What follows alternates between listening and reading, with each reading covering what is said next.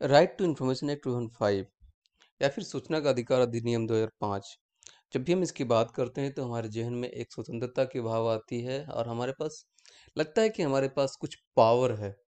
इसके थ्रू हम सरकार से इंफॉर्मेशन चाहें, जो भी वाजिब सवाल है वो कर सकते हैं, वाजिब इंफॉर्मेशन है वो हम उनसे ले सकते हैं। और जहाँ पे लगे कि गलत है तो वहाँ पे एक पब्लिक आउटक्राई मचती है। तो आरटीआई एक्ट से हम इंफॉर्मेशन मांग कह सकते हैं कैसे? तो एक ऑनलाइन वे में और एक ऑफलाइन वे में। आपको मैं बता दूं, आप अगर केंद्र सरकार की बात करें तो आपके पास दोनों ही ऑप्शंस हमेशा अवेलेबल होते हैं। हाँ दोस्तों, सेंट्रल गवर्नमेंट जुड़े हुए किसी भी ऑफिस में अगर आपको आरटीआई फाइल करनी है तो ऑनलाइन आरटीआई फाइल करने के लिए rti.online.gov.in ऑलरेडी है वहाँ पे, जिसके बारे में मैंने पिछले वीडियो में आपसे बात किया था। अगर आप चाहो ऑफलाइन फाइल करना तो ऑफलाइन भी फाइल कर सकते हो। हालांकि मैं सजेस्ट करूंगा आप सबको कि जहां पे भी ऑनलाइन फैसिलिटी अवेलेबल है आप वहां पे ऑनलाइन आरटीआई ही फाइल करें। मतलब केंद्र सरकार के मामले में अगर है तो आपको ऑनलाइन आरटीआई ही फाइल करें। अगर स्टेट गवर्नमेंट की बात है तो मैक्सिमम स्टेट्स अभी भी वेबसाइट के साथ नहीं है, आरटीआई पोर्टल उनके पास नहीं है, तो वो ऑफलाइन ही इंफॉर्मेशन प्रोवाइड करती है और इसलिए आपकी मजबूरी होती है कि आपको ऑफलाइन इंफॉर्मेशन हासिल करना होता है। तो जब भी आप आरटीआई फाइल कर रहे हो ऑफलाइन तो कैसे, कारण आप स्टेट गवर्नमेंट के पास आप आरटीआई फाइल कर रहे हो तो क्या क्या प्रिकॉशंस लेते हैं हम उनके बारे में बात करेंगे। सबसे पहले जब भी आप आरटीआई फाइल करें तो उसे आप स्पीड पोस्ट के थ्रू भेजिए और स्पीड पोस्ट का जो रिसीविंग होगा वो अपने पास हमेशा रखें। जब तक आपको आपको इन्फॉर्मेशन नहीं आता है उसे आप अपने पास संभाल के रखें। अगर आपका जो पीआईओ जो जन सूचना अधिकारी है वो आपके घर के आसपास है, पास में ही है, तो आप फिजिकली अगर आप जाकर दे रहे हैं तो उनसे एक रिसीविंग जरूर लें। रिसीविंग पे स्टैम्प भी ऑफिस का जरूर लगवाएं। इससे ये क्लियर होगा कि उन्होंने कब आपसे रिसीव किया था। 30 डे काउंट करने के लिए इससे आपको आसानी होगी। अब बाय पोस्ट भेज रहे हैं तो मान लो कि आज आपने भेजा, आज 31 अक्टूबर है, अगर आज आपने भेजा उसे बाय पोस्ट आपने भेज दिया तो आप मान के चलो, आप जब आप स्पीड पोस्ट ट्रैक करोगे तो 2 दिनों में समानता आपको जो भी पीआईयू है उसको मिल जाएगा। तो आप 2-3 दिन 5 दिन एक्सक्लूड कर लो, 5 दिन एक्सक्लूड करने के बाद आप काउंट करो। तो यूजली आपको 35 डेज 40 डे में आपके पास इन्फॉर्मेशन पहुंच जानी चाहिए। अगर नहीं आती है तो फिर से आप फर्स्ट अपील में जा सकते हो। तो ये आपको जो कॉशन है हमेशा रखना है। दूसरी बात है, आरटीआई हमेशा सिंपल होनी चाहिए। मतलब कि जो वर्डिंग होनी चाहिए वो बहुत ही सिंपल होनी चाहिए और एक ही आरटीआई में बहुत सारे इन्फॉर्मेशन ना मांग लें। मतलब कि जब भी आप आरटीआई फाइल कर रहे हैं तो कोशिश करें 5 से कम इन्फॉर्मेशन आप मांगे। मतलब 5 पॉइंट बना के जो भी इन्फॉर्मेशन मांगना है।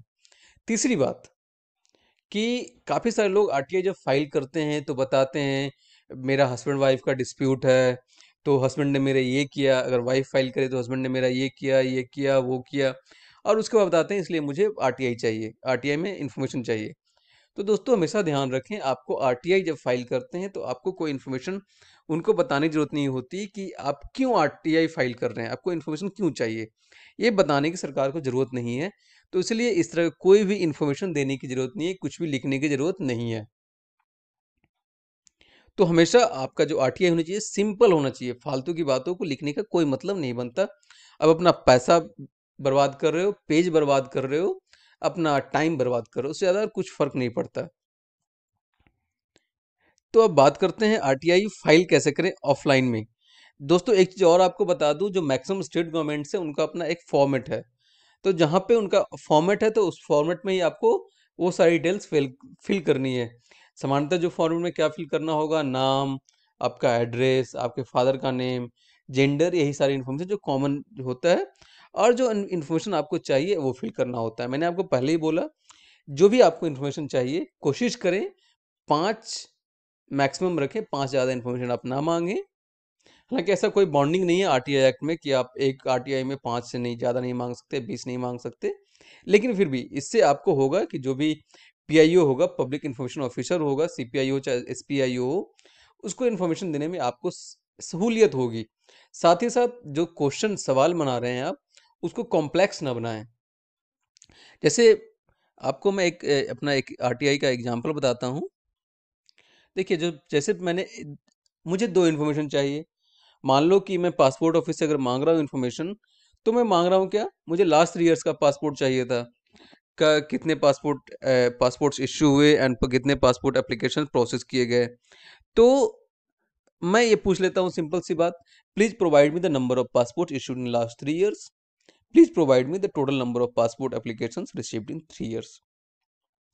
तो इस तरीके से अगर पासपोर्ट ऑफिस चाहे तो उनके पास कोई भी ऑप्शन नहीं बचता कि वो इसे इग्नोर कर सके, रिजेक्ट कर सकें, कारण उनको ही मालूम, उनके पास ये इन्फॉर्मेशन है।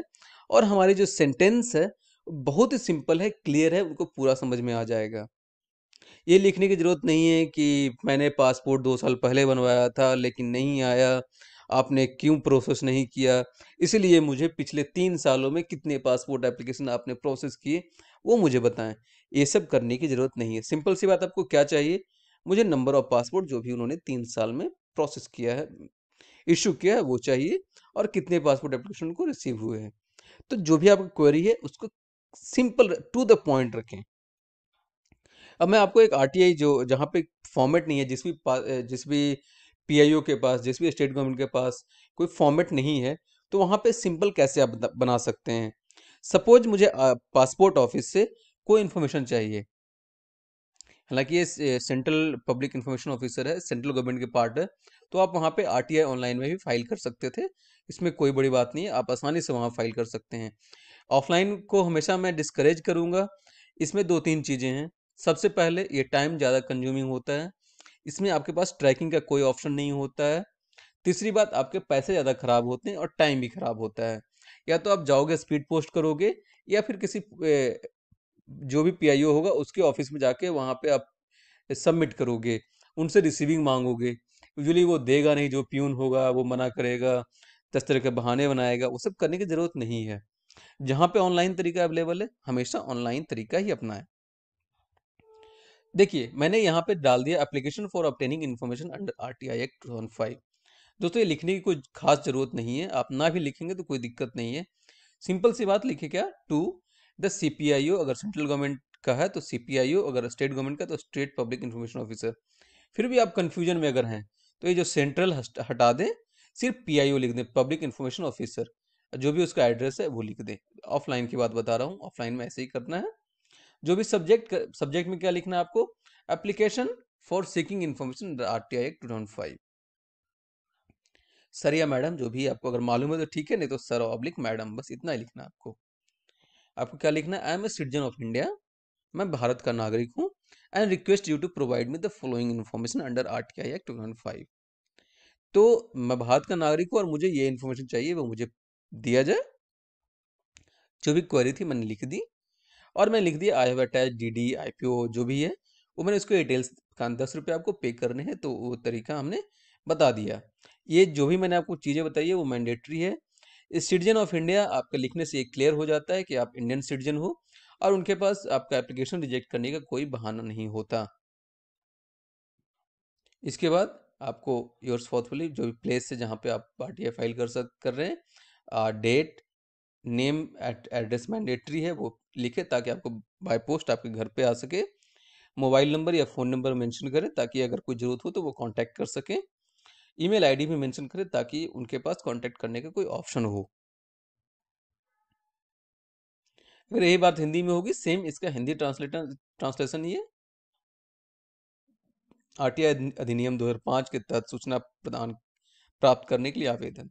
मैंने जैसा पिछले में बताया, ये लिखने की कुछ खास ज़रूरत नहीं है। अगर लिख देंगे तो अच्छा रहेगा, उनको पहले ही ऊपर देख के मालूम चल जाएगा ये आरटीआई एप्लीकेशन है। जैसे कि मैंने उसमें बताया था कि सेवा में इसके बाद केंद्रीय लिखना कोई ज़रूरी नहीं है। अगर आपको डाउट है केंद्रीय है, केंद्र सरकार का ऑफिस है या राज्य सरकार का, तो सिंपल सी बात लिख दिए, लोक सूचना अधिकारी। केंद्रीय मालूम है तो केंद्रीय यूज ऐड कर सकते हैं, अदरवाइज छोड़ भी सकते हैं, जो भी एड्रेस है। इसके बाद आरटीआई अधिनियम 2005 के अंतर्गत सूचना मांगना। बस उसका हिंदी, मैं भारत का नागरिक हूँ, मैं आपसे आरटीआई अधिनियम 2005 के तहत निम्नलिखित जानकारी प्रदान करने का अनुरोध करता हूँ। जो भी क्वेरी है वो आपने लिख दिया, सिंपल, ज़्यादा उसे कॉम्प्लेक्स न बनाएं। 10 रुपये का जो आपने डीडी आईपीओ नंबर संलग्न किया है उसका डिटेल दे दीजिए, स्थान, दिनांक, ये जो भी चीज़ें आपको दिख रही है वो मैंडेटरी है। तो अगर आप इस तरीके से अपने आरटीआई को रखेंगे तो आपका जो भी आरटीआई है उनके पास रिजेक्ट करने का कोई ऑप्शन नहीं होगा। आप जितनी ज़्यादा इन्फॉर्मेशन लिखेंगे, मुझे ये कारण है, वो कारण है, तो आरटीआई रिजेक्ट होने के चांसेस बढ़ते रहेंगे। दोस्तों आज की वीडियो में बस इतना ही, लेकिन मैं अगले वीडियो में आपसे फर्स्ट अपील कैसे फाइल करें हम उसके बारे में बात करेंगे। अगर आपको हमारा वीडियो पसंद आया तो प्लीज़ लाइक करें, शेयर करें एंड सब्सक्राइब करें। धन्यवाद।